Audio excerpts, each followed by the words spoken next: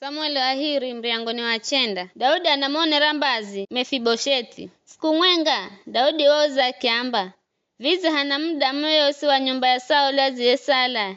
Ili nimonere mbazi kotu wa Jonathani. Hano, vikara hakala hana muhumiki mwenga kaiza nyumba ya Sauli areifa Ziba. Baki ifa ende kwa Daudi na ye mtawali Daudi akimuza kimwamba. Wendiwe Ziba. Ziba akimzigize. Ni mimi muhumikio. Ye mtawali akimuza kimwamba. Vizi hana muda muye yose wa Sauli aziyesala. Ili nidime kumwanya sauzo wa mlungu. Ziba akimzigize ye mtawali kimwamba. Kuchere na mwana wa Jonathani. Aria nikidende magulu gosimairi. Mtawali akimuza kimwamba.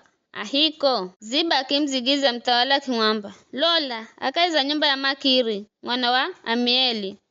Kuko lo Debari. Bai mtawali Daudi akiuma atumende makamuhali. Kulakaiza nyumba ya Makiri.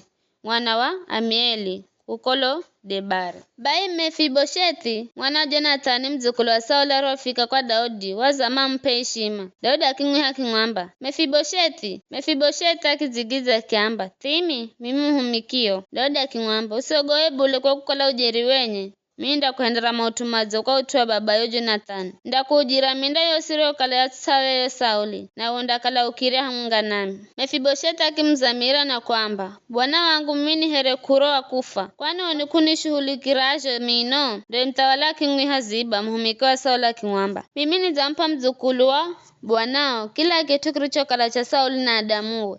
Wena anaona humikio munda murimira minda na kumrehera mavuno ili mzukulu wa bwana wakale na chakura wakati wosi na Mefibosheti mzukulu wa bwana anda kala kira chakura nami. Ziba wera ana 15 na humiki mirongo miri. Gonya Ziba kimwambira ye mtawali, mimi humikio nda henda jose we bwana wangu. Mtawali ndijo na mbira ni vihende. Bai Mefibosheti akire chakura hamunga na Daudi here mwenga wa ana mtawali. Mefibosheti wera ana mwana mtito wa kilume mwenga reifa Mika. Bai atosimari kala nyumba ni Ziba makikala humika Mefibosheti. Bai Mefibosheti ariye were nikidende magulugo smeri. Watu wa Jerusalemu.